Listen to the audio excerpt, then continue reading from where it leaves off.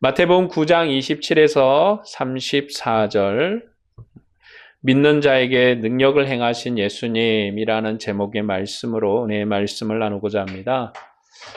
이번 주도 많이 춥다고 그래요. 이제 여러 가지로 추운 상황인데 건강 잘 조심하시기를 바랍니다. 자, 오늘은 두 맹인의 눈을 뜨게 한 것과 말 못한 자를 치료하신 사건이에요.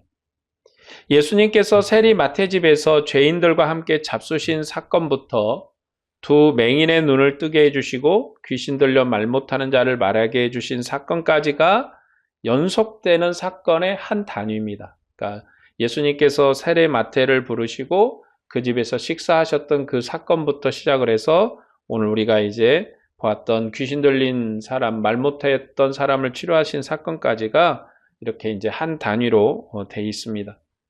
이 단위에서 예수님은 죄인들과 함께 잡수시는 신랑이세요. 예수님은 죄인과 함께 잡수는 신랑으로서 또 치료를 베푸시는 인자로 그렇게 소개가 됩니다. 예수님은 신랑이시고 또 자기 백성에게 자비를 베푸시는 인자하신 분이시다. 예수님에 대한 대중의 반응은 두 가지로 나타나요. 여기 이제 마태복음에서 대중들의 반응이 두 가지로 나타나는데, 믿음이 있는 자들은 예수님께 나와 함께 먹고 마시며 기뻐하고 치료를 받고 예수님을 널리 전파하는 모습으로 나타납니다. 그러니까 이게 반응이에요. 믿는 사람들은 예수님 앞에 나오고 예수님을 기뻐하고 또 예수님의 치료를 받고 그 예수님의 치료를 널리 전파하는 그런 반응이 나오죠. 그러나 예수님을 반대하는 자들의 반응도 나옵니다. 예수님을 반대하는 자들의 반응은 금식해요.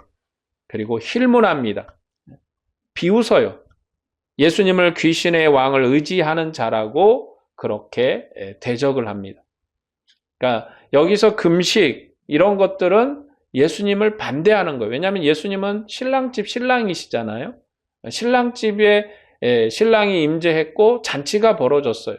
그 잔치의 자리에서는 금식하는 게 예의가 아니거든요. 그런데 금식해요. 예수님을 비웃어요.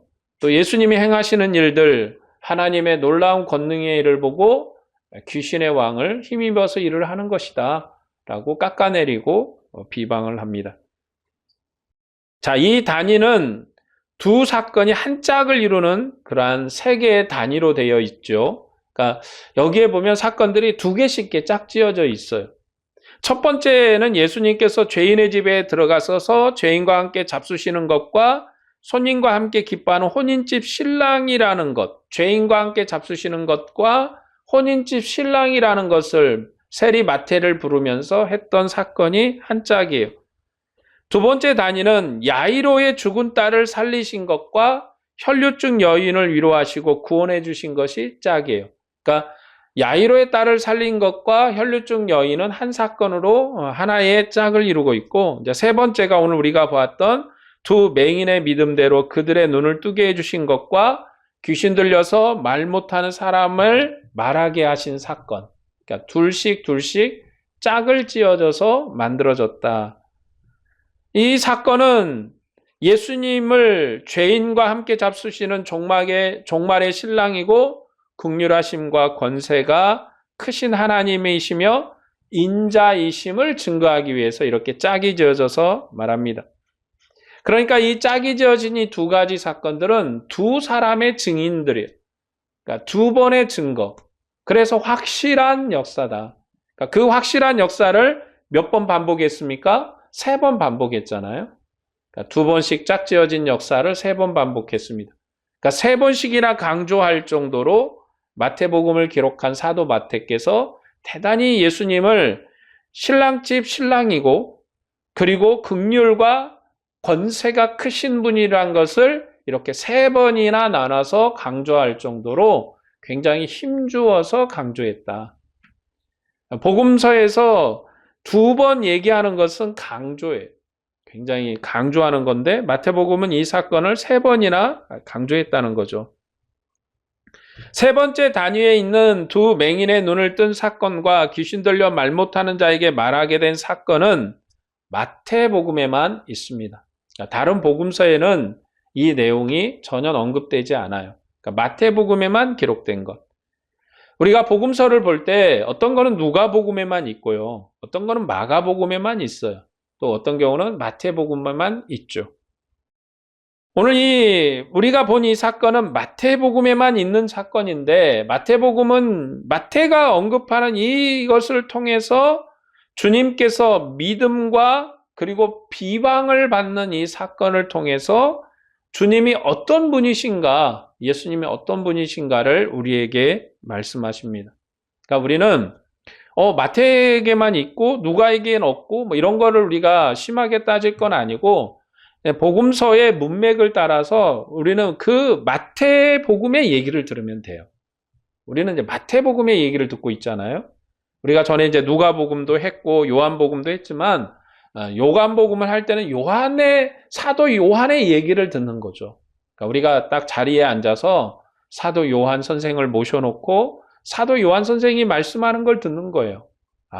이런 분은, 이 사도 요한은 우리에게 예수님을 이렇게 증거하고 계시구나. 자, 누가라는 사람은 직접 예수님의 제자는 아니지만 사도 바울에게 배운 분이시잖아요. 그 사도 바울에게 배운 이 누가는 추측하는데 헬라인이었고, 그리고 이 헬라인이었던 사람이 이방의 복음을 전하기 위해서 헬라 지역에 있는 사람들에게 그리스도를 설명하고 복음을 전하기 위해서 누가복음을 기록했단 말이죠. 그래서 우리가 누가복음을 나눌 때는 이 누가 선생을 초대해다가 누가 선생에게 복음을 듣는 거예요. 누가 선생은 사도 바울에게 저렇게 배웠구나. 그리고 누가 선생은 헬라 지역에 가서 이렇게 복음을 전했고 헬라 지역에서는 이렇게 복음을 들었구나.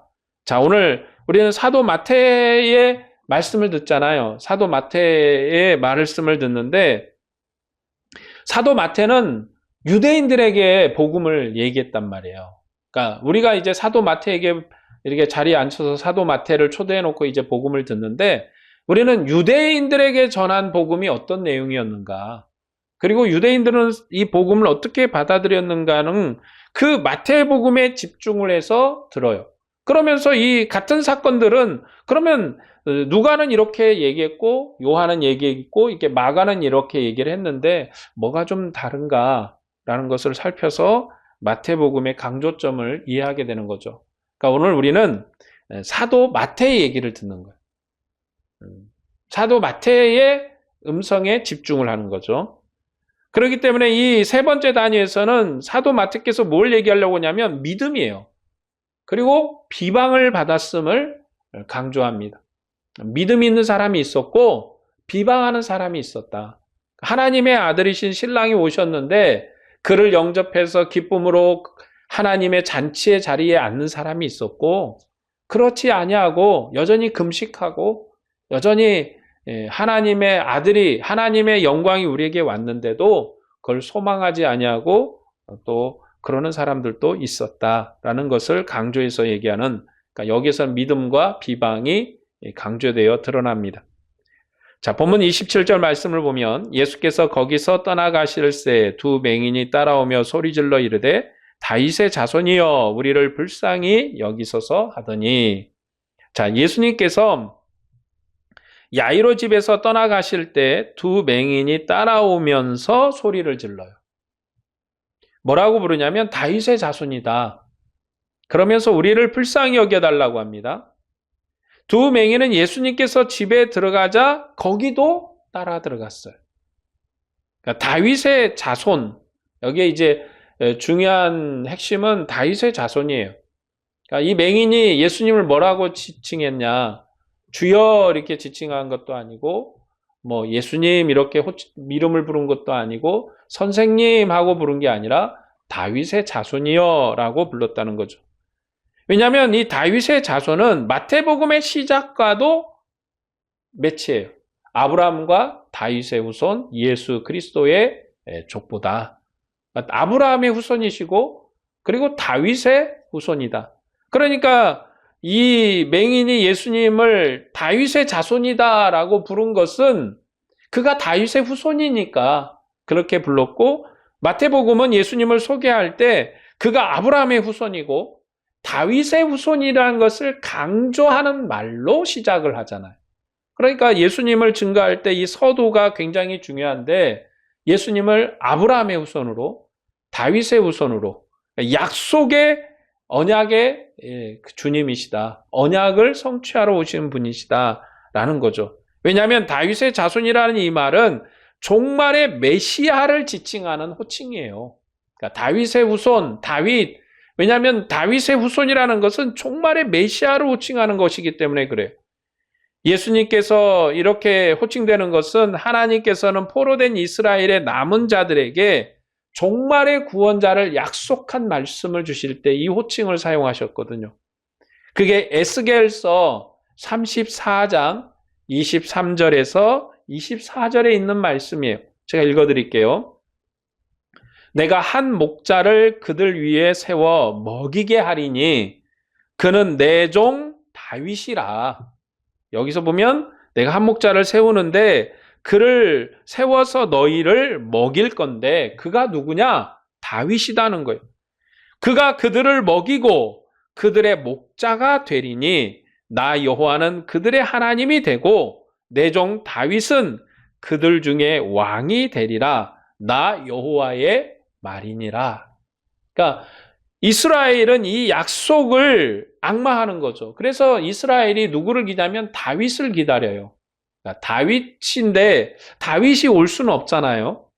다윗이 현실적으로 올 수는 없잖아요.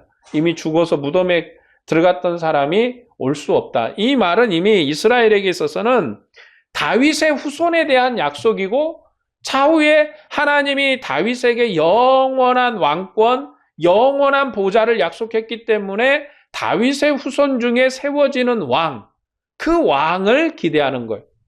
그 왕이 와서 이스라엘의 목자가 되는 거예요. 왜냐하면 다윗은 이스라엘의 영원한 목자잖아요. 다윗이 죽고 다윗의 아들들이, 후손들이 왕위에 있다는 것은 다윗은 죽었지만 다윗의 생명이 여전하다는 것을 나타내는 것이고 이스라엘이 바벨론 포로에서 돌아왔을 때 누구의 왕자가 보존이 되고 누구의 왕자가 복구가 돼야 돼요? 다윗은 후손 왕의 왕자가 복구가 돼야 되는데 실제 이제 이스라엘 역사에서는 그런 일이 일어나지 못했죠. 그렇기 때문에 이스라엘이 기다리는 메시아는 다윗의 후손 왕이에요. 그러니까 다윗의 후손, 다윗의 혈통을 그러니까 여기서는 그냥 누군가가 다윗이라는 어떤 영적인 영감을 얻어서 내가 다윗의 후손입니다가 아니라 이건 혈통적인 얘기예요. 혈통적인 얘기. 그래서 예수님께서 굳이 다윗의 후손 요셉이라는 사람의 아들로 태어났다라고 마태복음은 그 족보를 얘기하면서 그가 다윗의 후손이었다라고까지 얘기했던 이유가 이 다윗의 후손은 혈통에 관한 거거든요. 그 다윗의 혈통 중에 이스라엘의 목자가 나타날 거예요. 이스라엘의 새로운 왕이 나타날 거예요. 그가 나타나서 이스라엘을 먹이고 돌보고 살펴서 하나님의 이름을 영광스럽게 하고 그가 다시금 이스라엘의 왕이 될 것이라고 에스겔에 예언한 거예요. 그러니까 이런 왕을 기다렸더니 진짜로 그런 왕이 오신 거예요.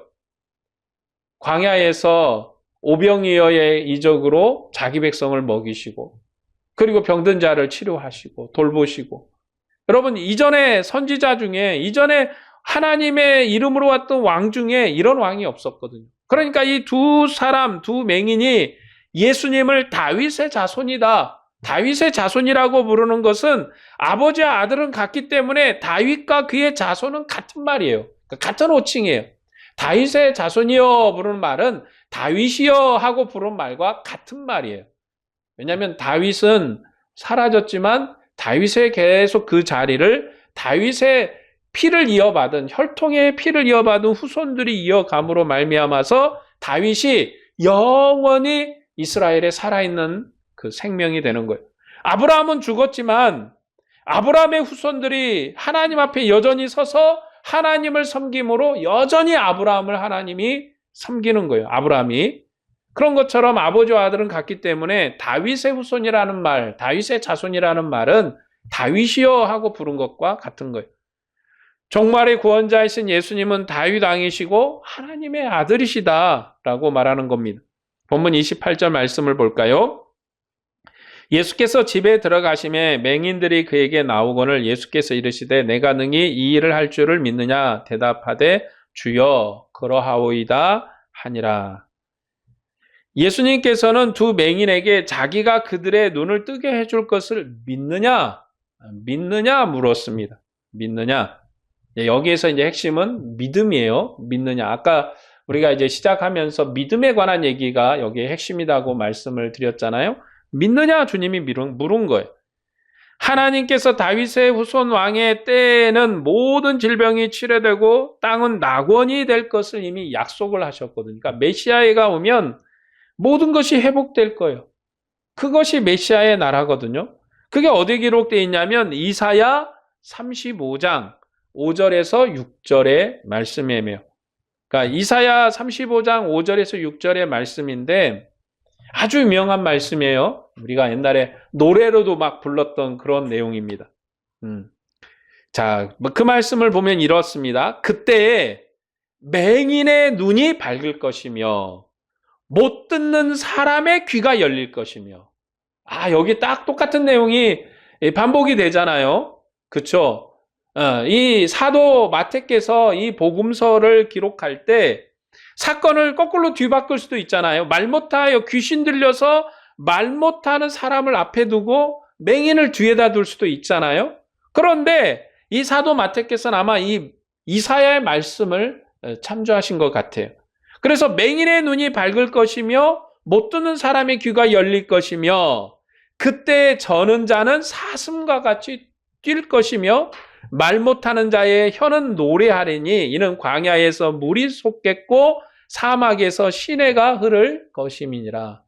옛날에 노래에 있어서 사막에 샘이 넘쳐 흐르리라. 사막에 꽃이 피어 향내 나리라. 이게 이제 메시아의 나라에 대한 이사야의 말씀을 근거로 찬양했던 노래인데 이 찬양이 멜로디 이거는요 여담이지만 이게 이스라엘 그 민요 있죠? 그 가락에 맞춘 거예요. 그러니까 이게 사막에 샘이 넘쳐 흐르리라. 이게 우리 이렇게 리듬이 아니고 이스라엘, 그러니까 현 이스라엘의 민요, 그 노래, 어떤 노래 있더라. 그 가락에 맞춘 거예요. 창조한 가락이 아니고. 자, 이것이 바로 메시아의 시대예요. 맹인이 눈이 밝아지고 듣지 못한 사람이 귀가 열리는 거. 그게 메시아의 약속이에요. 그러니까 메시아가 오면 자기 백성의 질병을 치료할 것이고 그들을 회복해서 하나님의 백성으로 온전하게 하실 거예요. 그러니까 치료하시고 회복하시고 그 치료와 회복은 왜 이렇게 이루어지는 거예요? 하나님의 사람, 하나님의 백성으로 온전하게 하는 거예요. 맹인으로 앞을 못 보는 사람, 듣지 못하는 사람, 저는 사람, 이 사람은 공동적으로 하나님께 예배할 수 없는 사람, 흠이 있는 사람이에요. 흠결이 있어서 하나님의 성전의 출입이 불가능한 사람. 그런 사람들이 회복되면 이제 하나님의 예배가 회복되는 거예요. 무엇보다도 이스라엘은 이방의 포로가 되어버렸어요. 그건 뭔 얘기냐? 하나님 앞에 죄인이고 하나님 앞에 병든 자들이에요. 그들은 하나님 앞에 병든 백성이에요. 그들을 회복해서 하나님의 영광이 그들과 함께함을 증가할 것입니다. 그러니까 이사야가 지금 맹인이 눈을 보고 그리고 귀 듣지 못한 사람이 듣게 되고 이 얘기의 초점은 이스라엘 전체에 대한 진단이에요. 이스라엘은 눈이 있으되 하나님의 말씀을 깨닫지 못해요. 귀가 있으되 하나님의 말씀을 듣고 깨달음이 없어요. 그들이 망한 이유가 그것 때문에 그거거든요. 하나님의 말씀을 깨닫는 바가 없어요. 하나님의 말씀을 듣고도 아는 바가 없어요. 어찌 보면 저는 이런 생각을 해봅니다. 이 시대가 하나님의 말씀이 풍성하고 하나님의 말씀이 넘쳐나는 시대라고 하지만 사실 과연 그럴까 하는 생각, 과연 그럴까? 사람들은요, 복을 찾고 행복을 원하고 성공을 원하고 그러니까 교회도 거기에 맞춰서 행복해라, 복을 받아라, 성공해라 그쪽에 포커스를 맞춰서 자꾸 말씀이 나가요. 그러나 어찌 보면 딱딱하고 뭐 재미도 없고 하나님의 말씀이 이런 거예요 라고 말하면 내 인생에 사는데 뭐 별로 도움이 되는 것 같지도 않고 재미가 없잖아 일단. 근데 사실은 하나님의 말씀을 깨닫는 자에게 있어서는 이 말씀의 깊이를 깊이 들어가면 들어갈수록 기쁨이 있어요. 아, 이런 뜻이었구나. 이런 의미를 가졌던 것이구나. 왜 사도 마태께서 맹인의 치료 사역과 그리고 듣지 못하는 이 사역을 여기에 기록했는가? 이사야의 회복이 여기에 이루어졌다는 거죠. 그래서 맹인에게 묻는 거예요. 내가 나를 믿느냐? 지금 이사야가 약속했던 그 사건이 이제 이루어지는 것을 내가 믿느냐? 그래서 예수님께서 물으신 거예요. 예수님께서 눈을 뜨게 해줄 것을 믿느냐? 물은 것은 나를 하나님의 아들 메시아로 믿느냐라는 거죠. 이사야가 예언한 그 메시아로 나를 인정하느냐? 그런 물음이에요. 그때 두 맹인은 주님을 믿는다고 그렇게 대답을 합니다. 아주 그냥 단순히 야, 내가 너 눈 치료해 줄게. 내 눈을 치료할 건데 내가 이걸 믿어? 네가 눈 치료해주면 믿는 거 믿어? 그러면 낫는 거야 라고 말하는. 그래서 오늘 이걸 우리가 대입해서 뭐라고 하냐면 여러분의 질병이 믿음을 가지면 치료됩니다. 이 내용하고 그 내용이 맞나요? 전혀 다른 얘기거든요. 지금 이거는 이 맹인과 예수님 사이에 주고받는 배경은 바로 아까 얘기했던 이사야의 말씀, 그렇죠? 그리고 에스겔의 말씀, 이게 배경을 가지고 있어요. 이 사도 마태께서도 이 복음서를 쓸 때 이사야의 말씀을 참조하고 거기에 맞춰서 메시아의 시대, 그리스도께서 오셨는데 그가 바로 예수시고 아브라함과 다윗의 후손이시고 그분이 메시아인데 그분이 바로 메시아임을 나타내는 사건으로 두 맹인을, 또 한 사람도 아니고 두 사람이었다는 거죠. 한 사람이 아니고 두 사람이었다는 거예요. 두 맹인을 치료했다는 것은 확실한 치료를 의미하는 거예요. 그리고 이 사건은 한 사람의 맹인, 두 사람의 맹인만 치료한 것이 아니라 듣지 못한 사람도 치료한 사건으로 이어져서 한 쌍으로 확실한 증거인데, 지금 이 두 사람과의 대화는 야, 내가 치료해 줄 건데 내가 널 치료해 줄 걸 믿어? 믿으니까 너 치료받을 수 있어? 라고 하는 그런 질문이 아니라 네가 나를 메시아로 인정하느냐? 네가 나를 이사야가 예언한 그 메시아로 인정하느냐? 왜냐하면 메시아를 이 예수님의 이 두 맹인이 예수님을 부를 때 선생님, 의사 선생님 하고 부른 것도 아니고 선생님 부른 것도 아니고 뭐 다른 호칭이 아니라 굳이 정말 호칭하기도 어려운 다윗의 후손이요, 다윗의 자손이요 이렇게 호칭을 했다는 거죠. 특별히 사도 이 마태께서 그 호칭을 썼다라고 우리에게 얘기해 주는 거예요. 그러니까 이 사도 마태께서 다윗의 후손이요, 다윗의 자손이요라고 이 부른 호칭을 썼다는 것 자체가 이사야를 배경하고 에스겔을 배경해서 얘기하고 있는 거예요.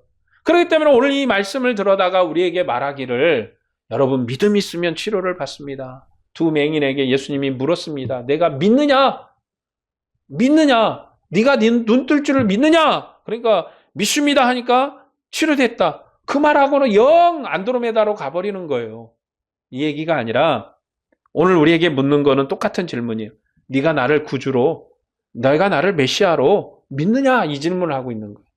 여러분, 우리가 받는 질문은요, 이 마태복음에서 우리가 받는 질문은, 사도 마태를 통해서 받는 질문은 예수님이 우리의 메시아이시고 구원주이시고 생명의 주님을, 그 주님이 되는 걸 네가 믿느냐? 이사야가 예언하고 에스겔 선지자가 약속한 그 역사가 이루어진 것을 네가 믿느냐라는 질문을 우리에게 하고 있는 거예요. 그런데 그 내용을 네 질병이 치료되느냐, 네가 복받을 줄을 믿느냐, 그쪽으로 가버리면 안드로메다로 이미 딴 데로 가버린 거죠. 여기서는 거기에 집중되어 있는 게 아니라 예수님이, 왜냐하면 지금 문맥의 흐름도 그거예요. 예수님이 바로 하나님이 약속한 결혼식 신랑이라는 거죠. 이전에 이스라엘의 눈물을 거두게 하시고, 그리고 이제는 기쁨을 주시는 그분이 오셨다는 것에 초점이 맞춰져 있잖아요. 그쪽으로 쭉 흘러가는데 엉뚱한 얘기로 그렇게 흘러가면 안 되죠. 그래서 예수님께서는 그들의 눈을 만지시면서 너희 믿음대로 되라 말씀하셨습니다. 그리고 그들의 눈이 밝아졌어요. 예수님께서는 그가 메시아라 오심을 믿고 나온 자기 백성을 만지신 것이고 그들의 믿음대로 치료하시고 구원하시는 종말의 왕이신 그러한 분이세요. 종말의 왕이세요. 예수님께서는 내가 이 일을 행할 줄을 믿느냐고 물으셨고 두 맹인은 믿나이다 대답을 했어요. 예수님께서는 너희 믿음대로 하라고 말씀하셨고 예수님께서 믿음을 반복해서 여기에 말씀합니다. 그러니까 반복해서 믿느냐? 무엇을 믿어요? 메시아를 믿는 자는 남은 자예요. 메시아는 그를 믿고 기다린 자기 백성의 구원자예요. 그러니까 예수님은 이스라엘 전체의 구원자가 아니라 이 마태복음에서는 남은 자의 구원자예요. 그래서 산상설교에서도 그 얘기를 하잖아요. 심령이 가난한 자, 그리고 배고픈 자. 그 배고픈 자들이 누구예요? 남은 자의 남은 자. 왜냐하면 많은 사람들이 하나님은 없어. 그리고 율법을 떠나 이스라엘이 멸망한 그 이유는 율법을 떠나서였거든요. 되려 율법을 지키는 자들이 비방을 받았어요. 하나님의 말씀을 얘기하고 하나님의 말씀을 따라서 살려고 하는 사람들이 희귀한 시대가 돼버린 거예요. 그래서 엘리야 선지자가 그렇게 이세벨에게 핍박을 받고 하나님의 산 호렙에 가서 고발하러 간 거잖아요. 뭐라고 고발을 했습니까?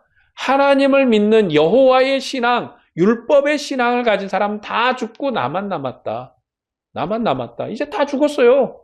이 시대에 율법을 믿는 사람이 어디 있어? 율법을 행하는 사람이. 여러분, 율법을 믿는다는 것은 율법을 행한다는 거거든요. 율법을 행하는 사람이 이 시대에 어디 있습니까? 하나님 앞에 따지러 간 거예요. 그러니까 하나님이 그러죠. 남은 자, 네 눈에 보이지 않지만 남아있는 자 7,000명이 있다. 내가 그들을 위해서 이 땅에서 은혜를 베푼다. 그 말이죠. 그러면서 엘리야를 이제 보냅니다.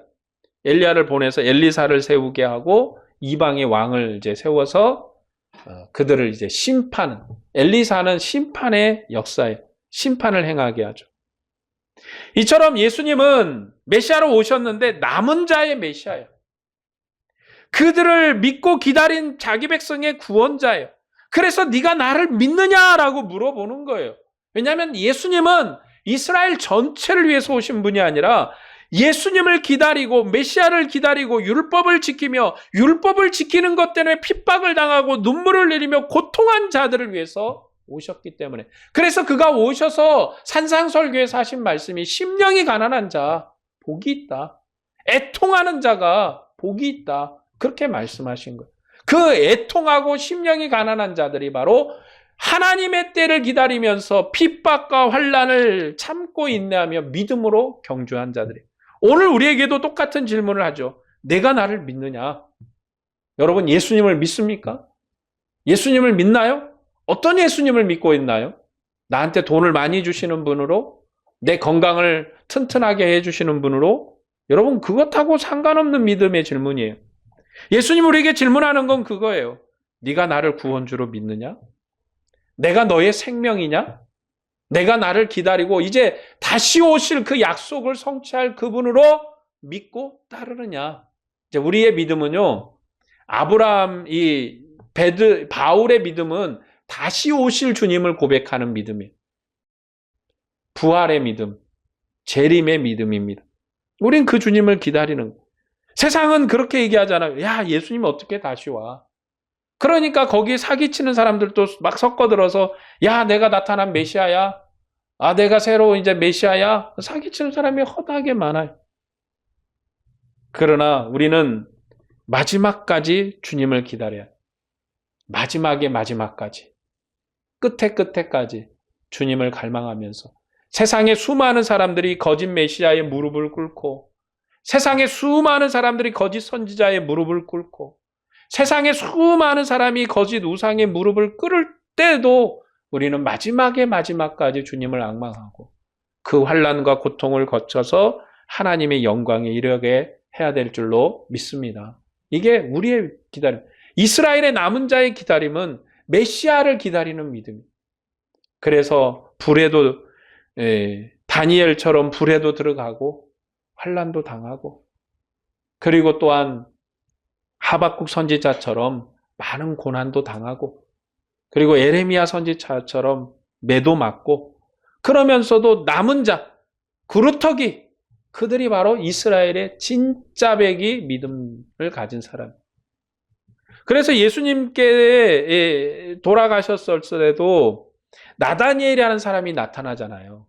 그러니까 나다니엘이라는 인물이 누군지 몰랐단 말이에요. 그러니까 예수님 죽었는데 예수님의 제자도 다 도망가 버리고 예수님의 시신을 수습해다가 장례를 치를 사람이 없어요. 그때 나다니엘이라는 사람이 나타납니다. 그 사람이 뭐 하는 사람이에요? 공회원이었어요. 그러니까 쉽게 말하면 우리나라로 따지면 그냥 국회의원이었어요. 권력을 가진 사람이야. 그 사람이 가서 예수님의 시체를 빌라도에게 달라 해가지고 장사를 지내잖아요. 이처럼 숨어 있었는데 이름도 드러나지 않고 숨어 있었는데 예수님의 마지막에 이 일을 행하는 사람. 그 사람이 바로 메시아의 나라를 기다리면서 그 누구도 불의를 행하는 그 시대에 하나님의 때를 기다리면서 그가 나서서 이 저주받은 이 죽음을 장사 지내겠다 나서는 이 사람은 많은 비방과 환난을 받았을 거예요. 그럼에도 그는 나서서 그 일을 한 거죠. 본문 30에서 31절 말씀입니다. 그 눈들이 밝아진지라 예수께서 엄히 경고하시되 삼가 아무에게도 알리지 말라 하셨으나 그들이 나가서 예수님의 소문을 그 온 땅에 퍼뜨리니라. 예수님께서 엄히 경고하셔서 삼가 아무에게도 알리지 말라고 그렇게 말씀을 하셨어요. 그러나 그들이 나가서 예수님의 소문을 그 온 땅에 퍼뜨렸다. 마태복음에서는 예수님께서 야이로의 죽은 딸을 살릴 때 그 소문이 온 땅에 퍼졌다 그렇게 평가를 했습니다. 그러나 마가복음이나 누가복음은 예수님께서 아무에게도 알리지 말라 경계했다고 말씀합니다. 특별히 마가복음에서는 많이 경계했다라고 기록을 해요. 그런데 여기서는 마태복음은 예수님의 엄한 경고의 앞에 강조를 하고 있습니다. 그러나 엄하게 경고했지만 두 사람이 나가서 예수님의 소문을 그 온 땅에 퍼뜨렸다. 이게 사도 마태가 하고 싶은 평가예요. 마태복음 아무에게도 알리지 말라는 예수님의 엄한 경고와 두 사람은 그 온 땅에 예수님의 소문을 낸 사건을 비교해서 대조하는 거예요. 그리고 예수님의 소문이 널리 퍼졌다. 예수님이 행하신 이 메시아의 사건이 온 땅에 알려졌다라는 것을 강조합니다. 예수님의 소문이 그 온 땅에 널리 퍼졌다는 것은 마태복음의 강조점이에요. 마태복음은 야이로의 죽은 딸을 살릴 때의 평가와 두 맹인의 눈을 뜨게 하신 사건의 평가에서 예수님께서 하나님의 아들 그리스도이심이 널리 전파돼서 강조되고 알려졌다라는 것입니다. 오늘 또 우리가 듣는 소식은 뭐냐면 마태복음이 우리에게 얘기하는 것은 예수님은 하나님의 아들이시고 예수님은 우리의 메시아시고 예수님은 바로 그리스도이시며 예수님 자신이 하나님이시다라는 것을 강조해요. 그러니까 여러분 우리가 신학이라든지 교리에 앞서서 성경을 봐버리면 우리 자꾸 이제 이상한 얘기를 해요. 예수님이 육체를 입고 왔는가? 예수님이 정말 육체를 입었는가? 아니면 어떤 예수라는 사람의 하나님의 영이 들어와서 그런 것인가? 그런데 마태복음이나 복음서에서는 예수님이 뭐 육체를 입었는데 영이 뭐 어쩌고 그런 얘기는 하나도 안 나와요. 그러니까 성경을 우리가 먼저 앞서야 되는 이유는 뭐냐면, 그러니까 교리적으로는 학문적으로는 그렇게 정의를 할 수 있어요. 그러니까 우리가 학문으로 정의를 하면 안 되고 복음으로 정의를 하고 성경으로 정의를 해야 돼요. 그러니까 여기서 예수님이 이 복음서는 예수님이 육체를 입었는가, 영이 들어왔는가, 어떻게 영을 입었는가, 사람이 어떻게 이렇게 됐는가 이런 얘기가 아니라 예수님이 누구시냐? 예수님이 누구시냐? 예수님이 어떤 분이시냐? 지금 사도 마태는 유대인들에게 예수님이 바로 하나님의 아들이시다. 그분이 바로 이사야가 예언한 메시아시다. 그분이 바로 그리스도다라는 것을 증거하는 것을 강조하고 그 소문이 당시에도 너희가 들었지 않느냐? 널리 알려져서 예수님이 두 맹인을 치료하시고 말 못하는 사람을 치료하시고 이 소식 너희도 들었잖아. 너희도 아는 바잖아. 널리 알려졌으니까 이렇게 알려주신 주님을 너희가 여전히 메시아로 그리스도로 영접하지 않는 건 뭐가 문제가 있는 거 아니야? 그러니 너희의 믿음이 뭐야 되겠어? 라고 얘기하는 거예요. 왜냐하면 이 사도가 살았을 때 그 당시에 예수님이 같이 활동할 때 이 사도 마태도 그때 그 잔치집에 부름을 받았고 이 사도 마태께서 이제 그때부터 예수님과 함께 같이 다닌 거잖아요. 여러분, 그 세리 마태를 부르신 사건이 이 사도 마태 부르신 거거든요. 그 위에 사건은 이 사도 마태가 같이 다닌 거잖아. 나도 그 소문을 들었고, 지금 내가 살아있을 때 너희도 봤잖아. 너희도 이 얘기 들었잖아. 너희도 이 소문 들었지? 그러니까 너희도 아는 바잖아. 그 예수님을 너희가 왜 그리스도로, 메시아로 그렇게 믿지 않는 거야? 라는 질문을 하고 있는 거죠. 마태복음 32장 33절 말씀입니다. 본문 32절에서 34절 말씀. 그들이 나갈 때 귀신 들려 말 못하는 사람을 예수께 데려오니 귀신이 쫓겨나고 말 못하는 사람이 말하거늘 무리가 놀랍게 여겨 이르되 이스라엘 가운데서 이런 일을 본 적이 없다 하되, 맹인이었던 이들이 나갈 때 귀신 들려 말을 못하는 사람을 예수님께 데리고 왔습니다. 예수님께서 귀신을 쫓아내자 말 못하는 사람이 말을 했어요. 무리가 놀라며 말하기를 이스라엘 가운데 이런 일을 본 적이 없다. 이게 이제 사도 마태의 평가예요. 이스라엘 가운데 이런 일을 본 적이 없다. 왜냐하면 그 당시나 그 이전 시대나 하나님이 그런 은혜를 베풀지 않았거든요. 그가 바로 메시아구나. 그러니까 이 고백은 이런 신기한 일이 나타났네. 야, 우리 선생들 중에 의사들 중에 이런 치료를 한 사람이 없었어. 이런 고백이 아니라 이스라엘 가운데 나타나지 않았던 일이 나타났다는 거죠. 왜냐하면 이사야가 예언했던 메시아는 한 번도 온 적이 없었는데 이전에도 메시아 운동을 벌였던 사람들이 있었어요. 메시아 운동을 벌려서 많은 사람이 그가 메시아인 줄 따랐더니 나중에 흐지부지 사라졌다는 거죠. 그런데 이런 일을 못 봤는데 진짜로 메시아가 나타나니까 이런 일이 일어나네? 이사야가 약속한 일이 일어나네? 하고 말하는 거예요. 예수님께서 두 맹인의 눈을 뜨게 해주신 일과 귀신 들려 말 못한 사람에게 말하게 하신 사건은 같은 집에서 일어난 일이었어요. 두 맹인은 자신들의 믿음으로 예수님께 나왔고 그들의 믿음대로 고침을 받았습니다. 그러나 그들은 나가서 그 온 땅에 예수님의 소문을 널리 냈어요. 귀신 들린 사람은 다른 사람들이 예수님께 데리고 왔습니다. 예수님께서 귀신을 쫓아내시고 그 사람이 말하자 무리는 놀라면서 이스라엘 가운데 이런 일을 본 적이 없다. 그렇게 말을 했습니다. 이게 그 당시에 사람들의 평가였다. 사도 마태께서 우리에게 증거하는 거죠. 그러니까 그분이 누구신가? 그 사람들이 이전에도 보지 못했던 역사를 일으키신 메시아시다. 자, 두 맹인 예수님을 소문낸 사건과 무리가 예수님의 권세를 보고 놀란 사건은 같은 일이에요. 같은 의미가 있습니다. 두 맹인을 보게 하신 사건과 말을 못하는 사람을 말하게 하신 사건은 예수님께서 종말의 천국의 왕이심을 나타낸 거예요. 예수님이 바로 종말의 왕이셔요. 메시아세요. 그리스도세요. 이걸 사도 마태께서 우리에게 지금 가르치고 그리고 당시의 유대인들에게도 너희들 그렇게 말했잖아. 그런 얘기 못 들어봤어? 이 얘기죠. 들어봤지? 이 얘기잖아요. 두 번의 사건이 있다는 것은 확실한 증거입니다. 둘은 율법의 증인수예요. 두 사람의 증거는 확실한 증거이기 때문에 그렇습니다. 마태복음 한 집에서 행하신 두 사건의 평가를 통해서 예수님께서 종말의 천국의 왕이심을 증거합니다. 종말의 천국의 왕은 믿음으로 나오는 자기 백성을 치료하시고 구원하시는 하나님이시면서 종말의 왕이세요. 바로 다윗 왕이십니다. 자, 이것은 이제 믿음 있는 사람들의 평가가 여기까지예요. 우리는 이제 그 두 맹인에게 물었더니 내가 믿느냐? 그랬더니 당신은 다윗의 후손이십니다. 당신은 메시아십니다.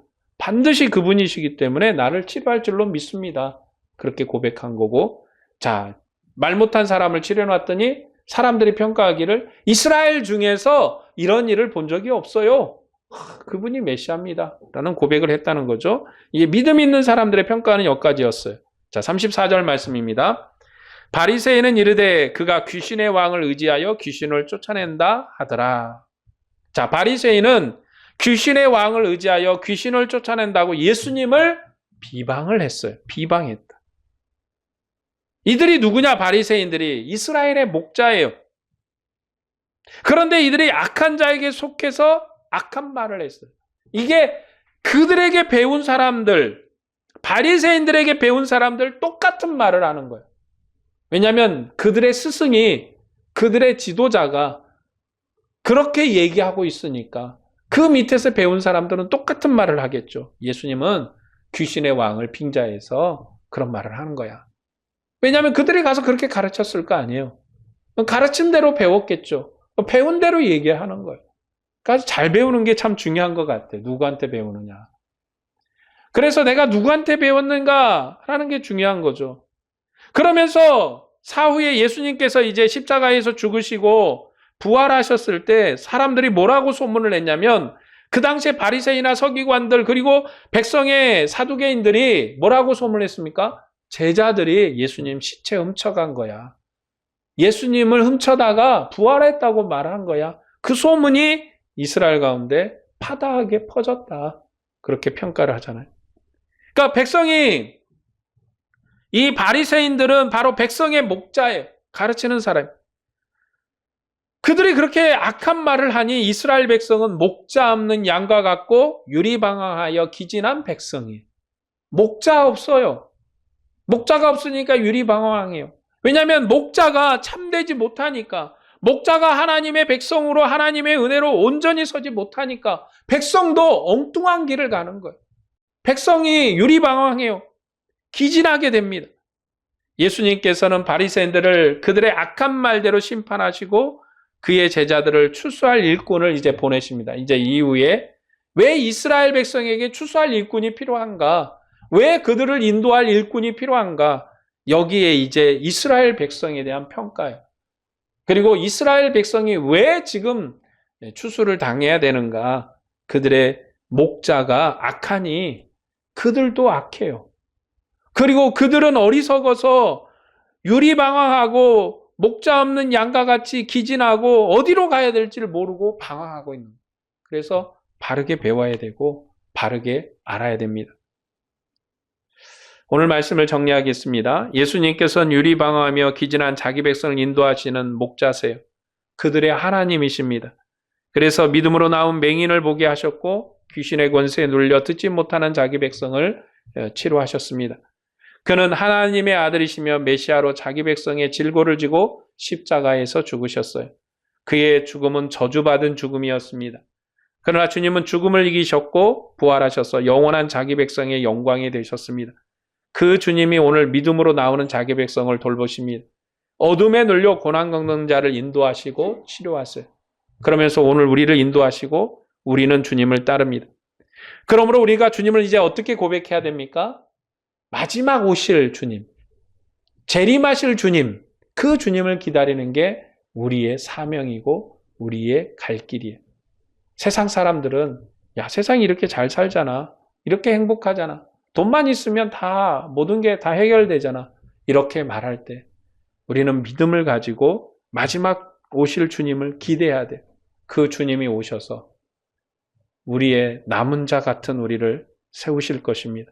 그리고 우리의 수고와 헌신에 축복하시고 은혜를 베풀어 주실 것입니다. 우리의 삶의 마지막까지 또 그 마지막의 마지막까지 오직 주님만을 소망하고 주님만을 사모함으로 서는 여러분들이 되기를 주의 이름으로 축복합니다. 기도하겠습니다.